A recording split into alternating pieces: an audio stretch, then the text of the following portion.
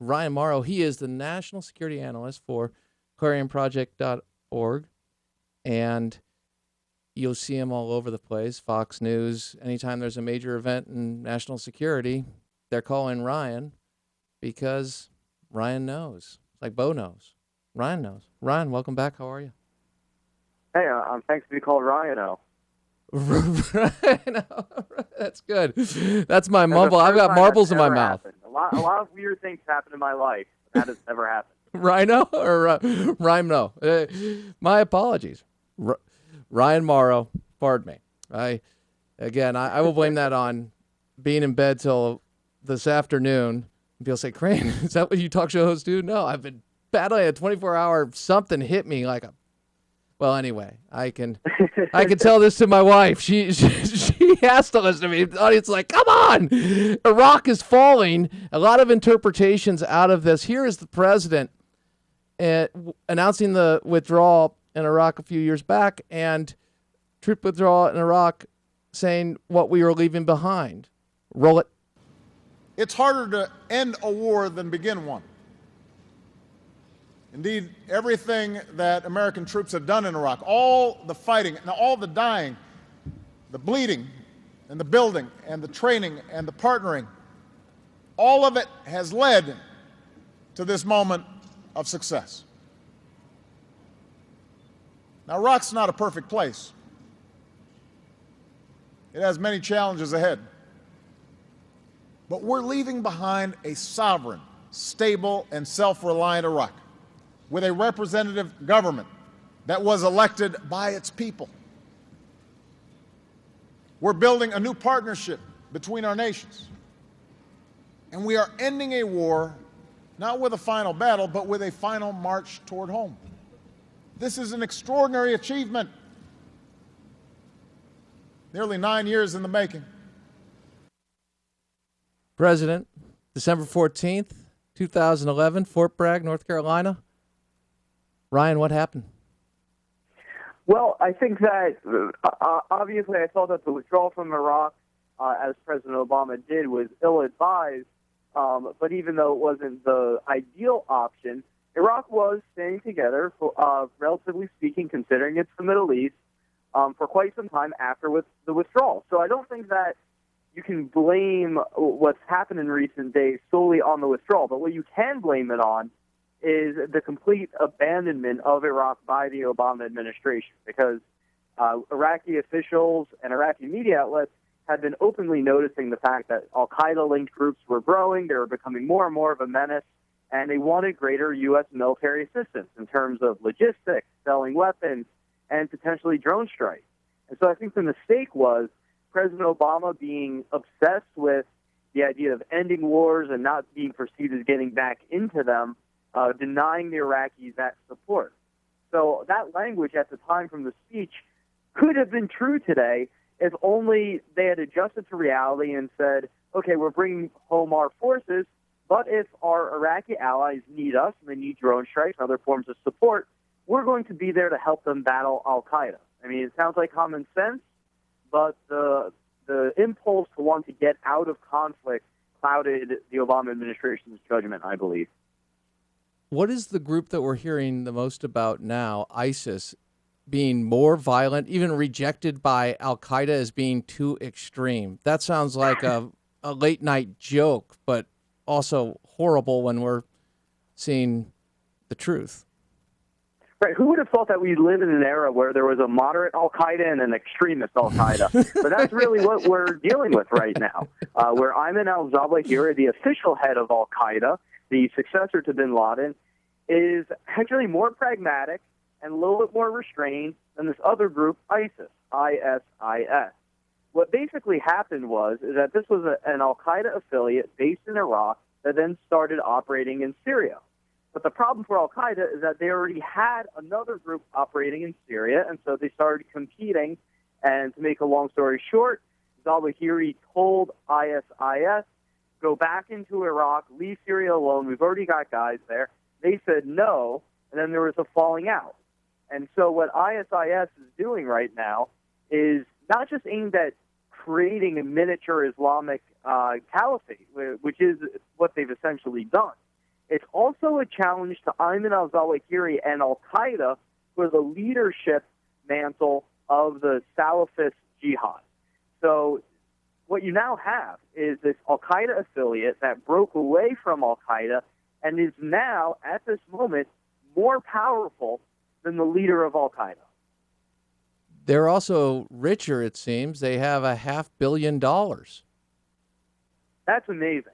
What's happened in the past few days is one of the biggest victories for the jihadist movement since 9/11.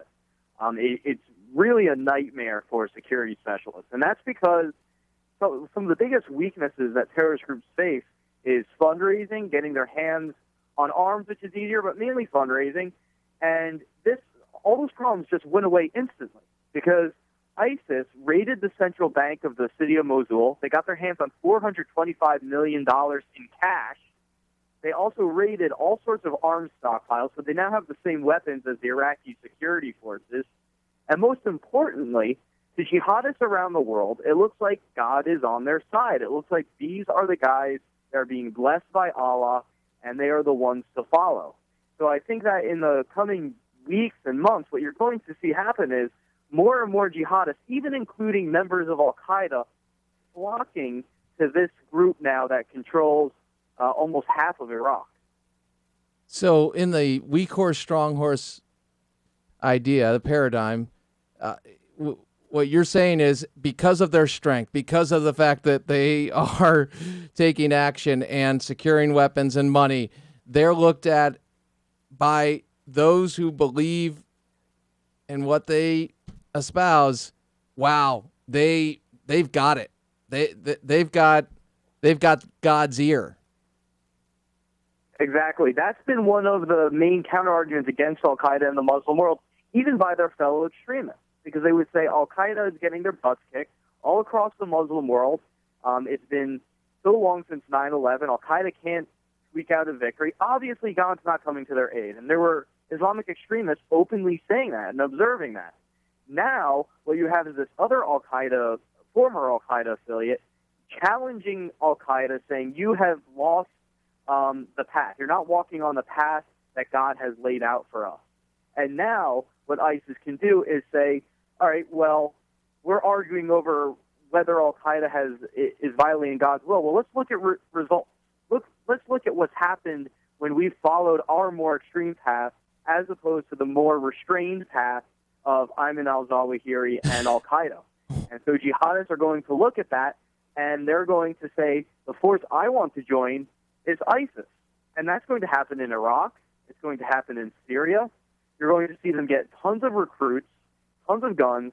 All the small splinter groups in Syria that are more radical in nature but have yet to join ISIS are now going to say, well, this is the team I want to be on. So when we talk about fighting this war, that's something that I always felt was kind of left out of the equation. And I know how this sounds, and maybe you'll clean it up for me, or maybe you'll criticize me and correct me, and that's great too.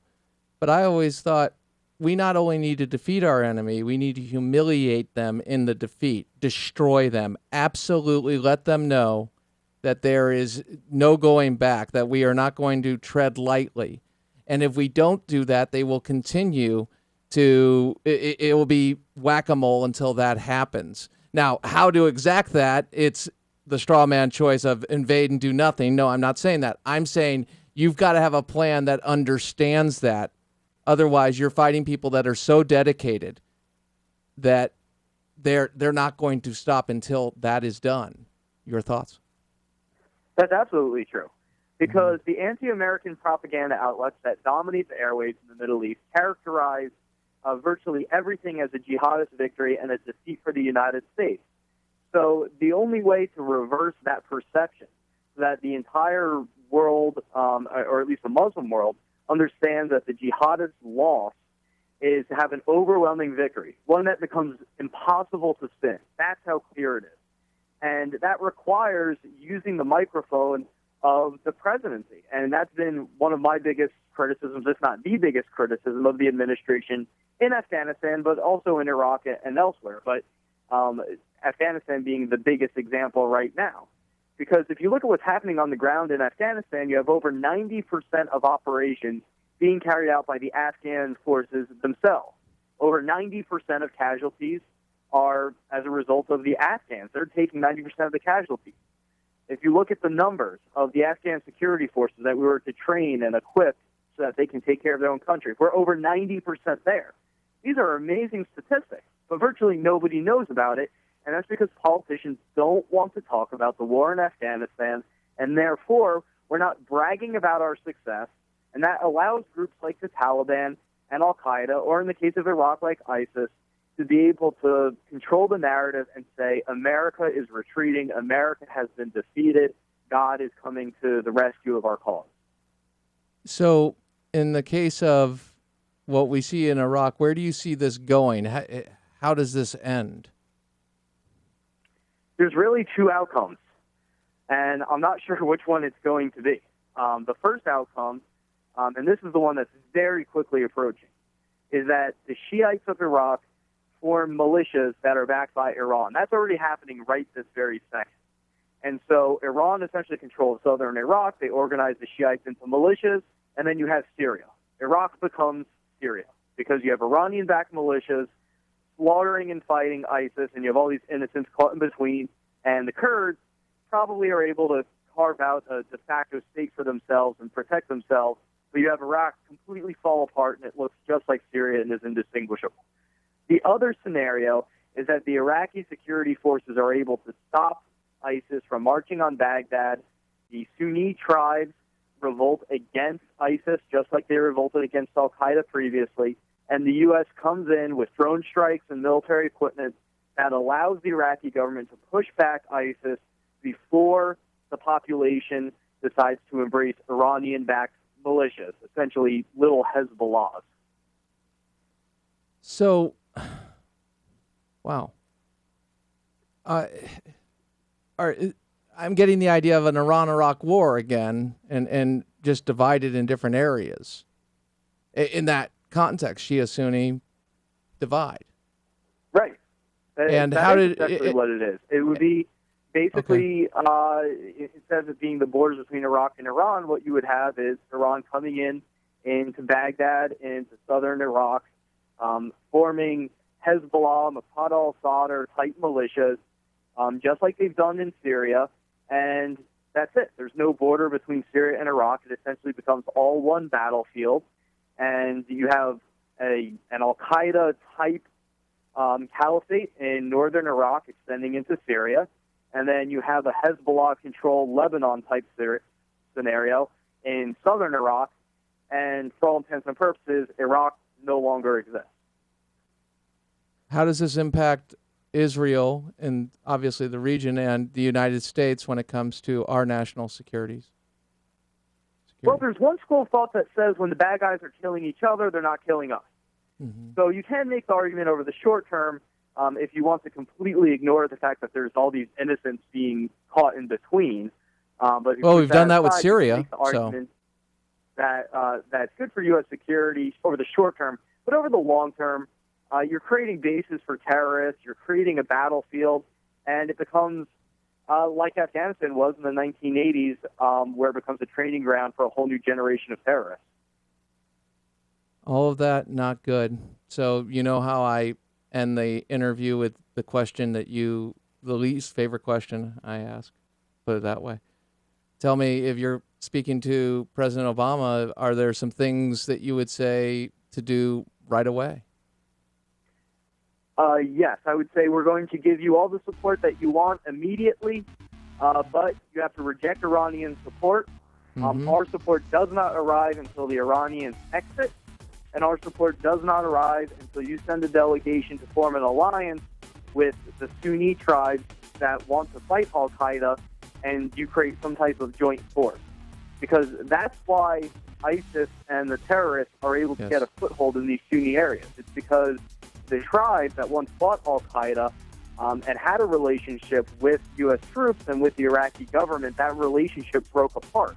And, so there was no one standing in the way of ISIS coming in and taking over those Sunni areas. So that bond has to be resurrected between the Sunni tribes and the main Iraqi government despite their sectarian differences. And so those would be the conditions. We would say you have to ally with the Sunni tribes, and you have to build that trust. Yeah.